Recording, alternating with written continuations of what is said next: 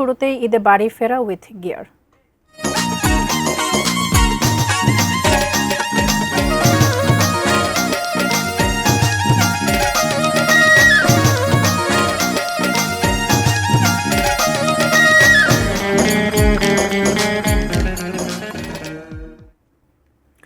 স্বজন প্রিয়জনদের সঙ্গে ঈদ করতে রাজধানী ছাড়ছেন মানুষ। বাস কিংবা ট্রেন যাত্রা এখন পর্যন্ত নির্বিঘ্ন বলছেন যাত্রীরা। ঈদযাত্রার চতুর্থ দিনেও স্টেশনে বিনা টিকিটে যাত্রী ঠেকাতে দেখা গেছে জোরদার চেকিং।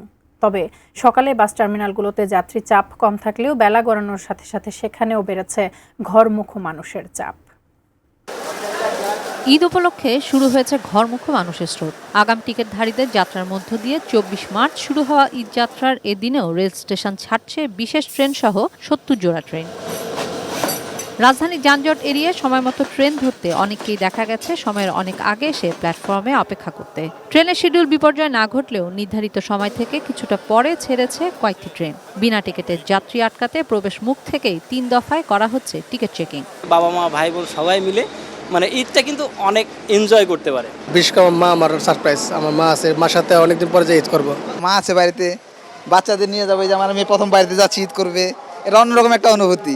রেলে বাড়তি চাপ সামলাতে ১২০টি আন্তনগর ট্রেন ছাড়াও ৫ জোড়া বিশেষ ট্রেন পরিচালনা করা হচ্ছে। প্রতিদিন ৫০,০০০-এর বেশি যাত্রী রাজধানী ছাড়ছেন বলেও জানান স্টেশন ম্যানেজার। প্রতিদিন ৪৩টা আন্তনগর আর ২৭টা mail express commuter train, special train সহ ঢাকা স্টেশন থেকে ছেড়ে যাচ্ছে।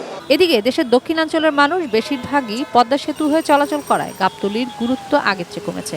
অন্তত এ টার্মিনালের যাত্রী চাপ তাই বলে। তবে সড়কের বিড়ম্বনা কমাতে পুলিশ ও র্যাবের সার্বক্ষণিক তদারকি বাড়ানো হয়েছে টার্মিনালগুলোতে। এখন একটু কম আছে ঝামেলা, পরে আর ২ দিন কালকে থেকে মনে হয় একটু শুরু হইতে পারে ঝামেলা। কখন ভীষণ এক্সাইটেড থাকে, কখন ছুটি হবে, কখন যেতে পারবে, তাদের প্রিপারেশনই আলাদা থাকে। সায়দাবাদ টার্মিনালে তুলনামূলক যাত্রী চাপ বেশি সকাল থেকেই। শেষ কর্মদিবস হওয়ায় এ চাপ শেষ বেলায় দ্বিগুণ হবে বলেই প্রত্যাশা ব্যবসায়ীদের।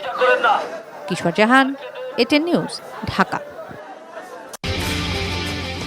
এখন প্রতি চুমুকেই হবে অন্য লেভেলের টেস্ট। গিয়ার এখন পাওয়া যাচ্ছে মাত্র ২৫ টাকায়।